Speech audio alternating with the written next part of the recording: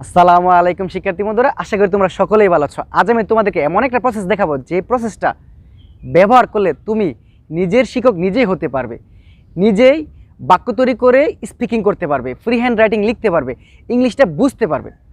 এর জন্য আমাদের কি দরকার? বাক্য তৈরি করা দরকার। দেখো আমার বাক্যটা, তুমি ইংলিশ শিখো, ইউ লার্ন ইংলিশ। এখানে কেন ইউর পরে লার্ন এসেছে এটা তোমাকে বুঝতে হবে। তুমি ইংলিশ শিখো না, ইউ ডোন্ট লার্ন ইংলিশ। এখানে কেন ইউর পরে ডোন্ট লার্ন এসেছে, এগুলো যদি বুঝতে পারো তাহলে তুমি নিজেই বাক্য তৈরি করতে পারবে।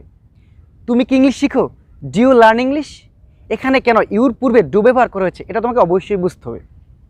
তুমি কি ইংলিশ শিখো না, ডোন্ট ইউ লার্ন ইংলিশ। এখানে দেখো ডোন্টের পর ইউ ব্যবহার করেছে, কেন ব্যবহার করা হয়েছে এটা তোমাকে অবশ্যই বুঝতে হবে। তুমি কেন ইংলিশ শিখো, why do you learn English.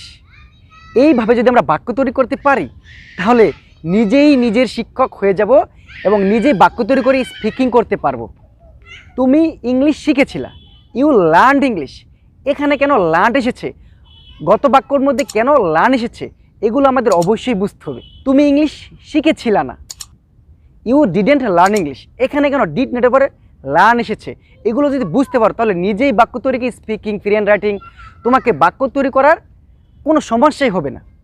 তারপরে তুমি কি ইংলিশ শিখেছিলা, ডিড ইউ লার্ন ইংলিশ। এখানে কেন ডিড এসেছে, পূর্বের বাক্যের মধ্যে কেন আমরা ডু ব্যবহার করেছি আর এই বাক্যের মধ্যে কেন আমরা ডিড ব্যবহার করেছি, এগুলো আমাদের অবশ্যই বুঝতে হবে নিজেই নিজে বাক্য তৈরি করার জন্য। তারপর তুমি কি ইংলিশ শিখেছিলা না, ডিডেন্ট ইউ লার্ন ইংলিশ। তুমি কেন ইংলিশ শিখেছিলা, why did you learn English. এইভাবে যদি আমরা বাক্য তৈরি করতে পারি তাহলে ইংলিশের কোনো সমস্যাই থাকবে না আমি মনে করি। আশা করি আজকের প্রসেসটা বুঝতে পেরেছ। যদি এই বাক্য তৈরি করার কৌশল শিখতে চাও তাহলে অবশ্যই এই চ্যানেলের পাশে থেকে পরিবারের একজন সদস্য হয়ে যাবে। আমি দেখাবো কিভাবে এই ধরনের বাক্য তৈরি করতে হয় খুবই ইজি ওয়ে। সকলে সুস্বাস্থ্য কামনা করে এখানে শেষ করছি। আসসালামু আলাইকুম।